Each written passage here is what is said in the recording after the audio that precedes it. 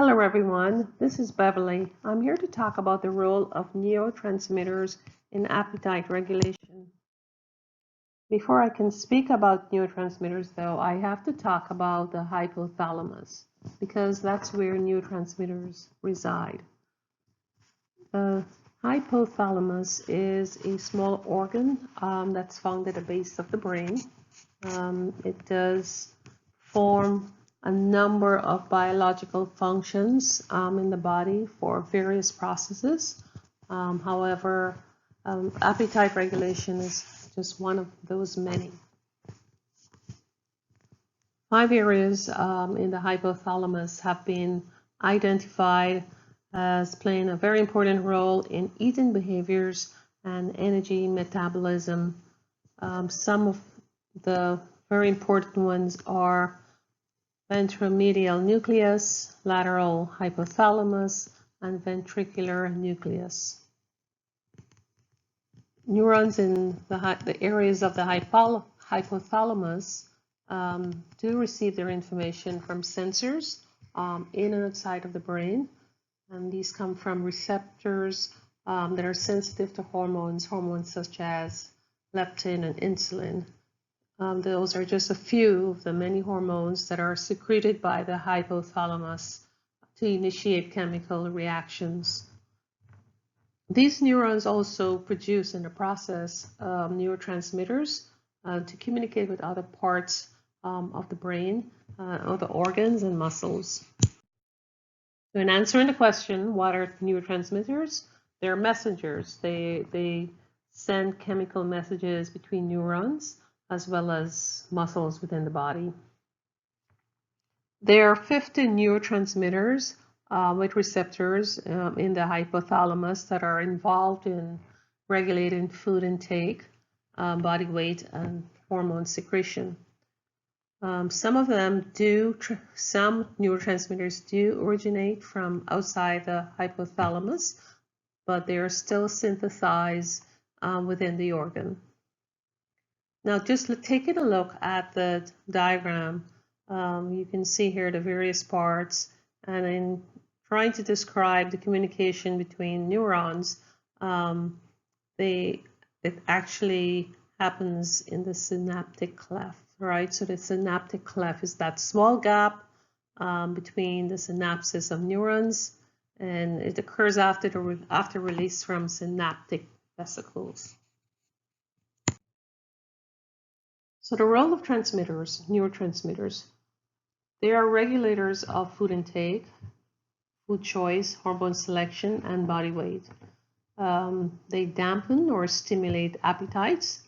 That's described as anorexigenic and orexigenic, respectively. Neurotransmitters that increase food intake and also decrease energy expenditure are known as neuropeptides. There are a number of them, which I will describe a little later on. I will give you the characteristics and some of the functions of these particular neurotransmitters. However, there are also neurotransmitters whose activities reach beyond the brain, and some of them are dopamine, norepinephrine, as well as ghrelin. And ghrelin is produced in the gut. So going back to the neuropeptides, they're responsible for increasing appetite. Neuropeptide Y, NPY, is the most abundant of those neuropeptides in humans. Animal studies show that its level falls when diabetes, obesity, food deprivation, or weight loss are present. Melanin concentrating hormone, known as MCH, also based on studies done in mice, when deficient, causes the mice to be very lean, whereas when in excess, it causes obesity. Orexins are found in the lateral hypothalamus, and they also stimulate appetite. We also have galenin. they increase during puberty, and we see typically an increase of fat consumption and the body weight during that period, which is quite normal.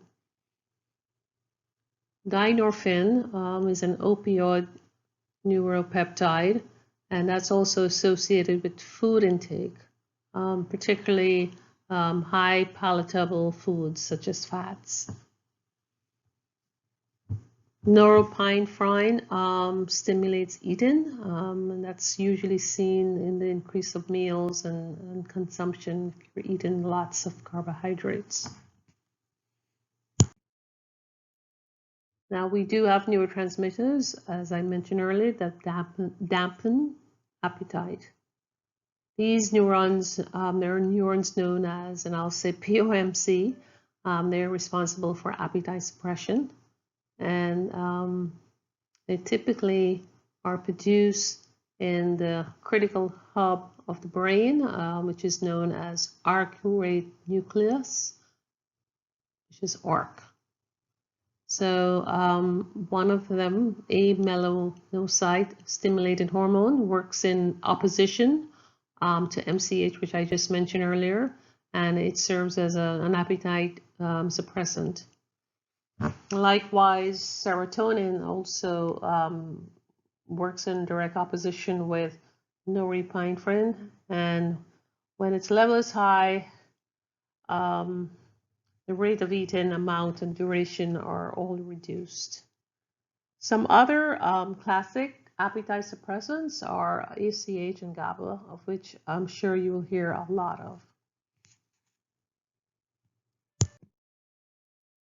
So what I gave you was an overview of neurotransmitters, but just in talking about the future, we know just from listening to the overview that the topic of neurotransmission can be broad and can be complex. I just touched on a very small part of it.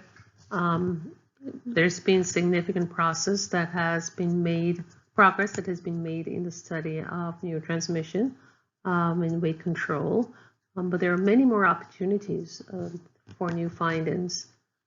We see here in a recent study that obesity was, they found that obesity was caused by altered opioid neurotransmission in the brain. And really what that points to is the generating of pleasurable sensations one would obtain from eating. In the meanwhile, there were no observations of the dopamine neurotransmitter system, which is responsible for the motivational aspects of eating. So while we know what the underlying mechanisms of overeating are, we do not know how the altered brain chemistry relates to the causes of obesity.